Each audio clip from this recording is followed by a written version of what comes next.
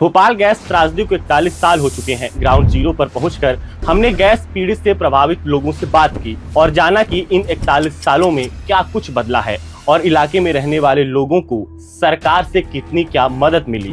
पहले सुनिए त्रासदी से पीड़ित लोगों ने क्या कहा।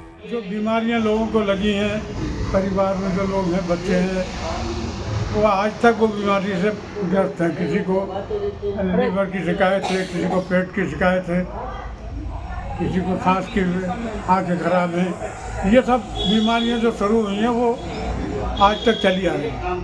और मुआवजे का यहाँ तक सवाल है तो वो 200 रुपये महीना उस वक्त देते थे जब प्रारंभ में, जब दुर्घटना के बाद वही उनने दिया है। इसके अलावा किसी को कुछ नहीं दिया। जिनके घर में मृत्यु हो गई है परिवार में जिनके, उनको जरूर कुछ दिया है।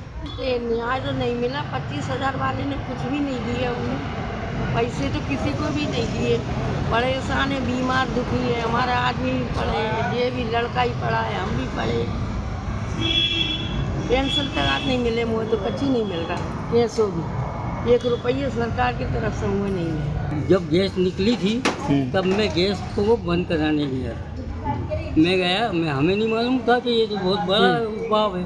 हम ये विश्वकर्मा जी, इनके पापा और मैं, सोनी जी और एक और थे वो है शर्मा जी, हम 4 ही मिल के वहाँ गए थे बंद कराने। तो वो ने बोला भग लो नहीं तो यहाँ नहीं बचोगे, ये बोला भग लो यहाँ से, ये तो बचोगे नहीं। तो हम यहाँ इसकी शक्ल देखते ही याद आ जाती है कि हम कैसे दौर में गुजरे। इसकी शक्ल देखते ही याद आती है। ये तो हटाना चाहिए उन्हें यहाँ से। और यहाँ कुछ न कुछ ऐसा बनाए जो गैस पे जो काम आए। या कोई फैक्ट्री दे तो हमें काम मिले, हमारे बच्चों को काम मिले। नहीं, हम लोगों को कुछ नहीं मिला। हम लोगों का तो पेट की रोटी भी छीन रही है। इतना परेशान कर रही है सरकार कि बिजली के 3 महीने आज मीटर को लगे 12,000 बिल भेज दिया। ये हालत में कैसे दे सकते हैं। दूसरे अब हमें आशा लगाते हैं कि थोड़ा बहुत हमें कुछ मिलेगा तो हम अपना बुढ़ापे में कुछ खा पी लेंगे और बढ़ जाएंगे। बच्चे तो अपने अपनी जगह चले गए। ये लेसन छील रहे। उस समय कितना मुआवजा मिला उस त्रासदी के बाद? वही 25,000 रुपये मिला था। वो सब एक बार दिया था वही। तो बाद में तो कुछ दिए ही नहीं। देंगे करते हुए तो मरने वालों को दे दिए ज़्यादा, मतलब बीड़ी सिगरेट वाले उनको दे दिए। मतलब सिगरेट वालों को सब अच्छे हो गए, बोले कुछ नहीं देना। मरने वाले को 10-10 लाख देती है, जो जिंदा बीमार दुखी पड़े उनको कुछ नहीं दिया, बस 25,000 दे के अलग हटा दिया बस। अब बीमार दुखी अब क्या कर रहे हैं, ना काम धंधा बनता है ना कुछ बनता है, क्या कर रहे हैं? बता कैसे गुजारा चले। हमारा आदमी अपाहिज हो गया, हम भी अपाहिज, लेसन छील के हमारा गुजारा कर रहे हैं, कैसे कर रहे हैं? अल्लाह के अभी भी लोग परेशान हैं।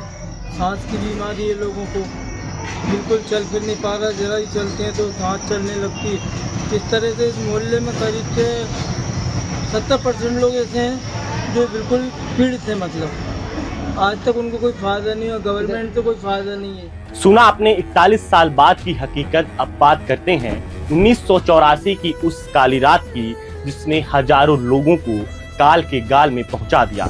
2-3 दिसंबर की रात भोपाल के लिए वो रात थी जब हवा में मौत बह रही थी। 3 तारीख लगते ही ये हवा जहरीली तो हो ही रही थी, साथ ही जानलेवा भी हो रही थी।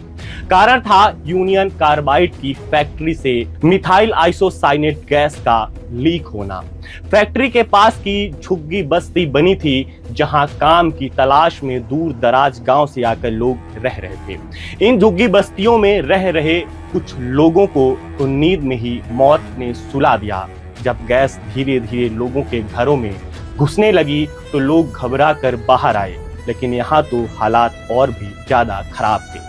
किसी ने रास्ते में ही दम तोड़ दिया तो कोई हांफते हांफते मर गया। गैस के लीक होने की वजह थी टैंक नंबर 610 में जहरीली आइसोसाइनेट गैस का पानी से मिल जाना। इससे टैंक में दबाव बन गया और वो खुल गया। फिर इससे निकली वो गैस जिसने हजारों की जान ले ली और लाखों को विकलांग बना दिया, जिसका दंश आज भी लोग झेल रहे हैं। इस तरह के हादसे के लिए कोई तैयार नहीं था। बताते हैं कि उस समय फैक्ट्री का अलार्म सिस्टम भी घंटों तक बंद रहा, जबकि उसे बिना किसी देरी के ही बचना था। जैसे जैसे रात बीत रही थी, अस्पतालों में भीड़ बढ़ती जा रही थी, लेकिन डॉक्टरों को ये मालूम नहीं था कि हुआ क्या है और इसका इलाज कैसे करना है। उस समय किसी की आंखों के सामने अंधेरा छा रहा था, तो किसी का सिर चकरा रहा था और सांस की तकलीफ तो सभी को थी। एक अनुमान के मुताबिक सिर्फ 2 दिन में ही 50,000 से ज्यादा लोग इलाज के लिए पहुंचे थे, जबकि कईयों की लाशें तो सड़कों पर ही पड़ी थी। भोपाल गैस त्रासदी की गिनती सबसे खतरनाक औद्योगिक दुर्घटना में होती है। इससे कितनों की जान गई, कितने अपंग हो गए, इस बात का कोई सटीक आंकड़ा नहीं है।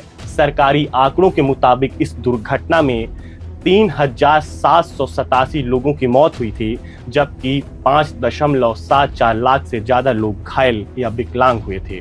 दूसरी ओर सुप्रीम कोर्ट में पेश किए गए एक आंकड़े में बताया गया कि दुर्घटना ने 15,724 लोगों की जान ली थी। इस हादसे का मुख्य आरोपी था वॉरेन एंडरसन, जो इस कंपनी का CEO था। 6 दिसंबर 1984 को एंडरसन को गिरफ्तार भी किया गया, लेकिन अगले ही दिन 7 दिसंबर को उसे सरकारी विमान से दिल्ली भेजा गया और वहां से वो अमेरिका चला गया। इसके बाद एंडरसन कभी भारत लौट कर नहीं आया। कोर्ट ने उसे फरार घोषित कर दिया था।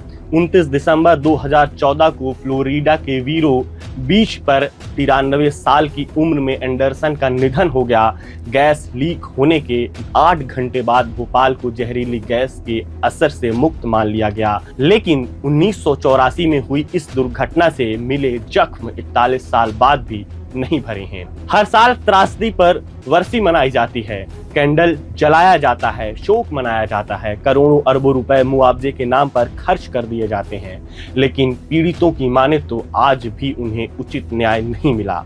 अब आपको क्या लगता है, पीड़ितों को इंसाफ मिला? कमेंट सेक्शन में जरूर बताएं।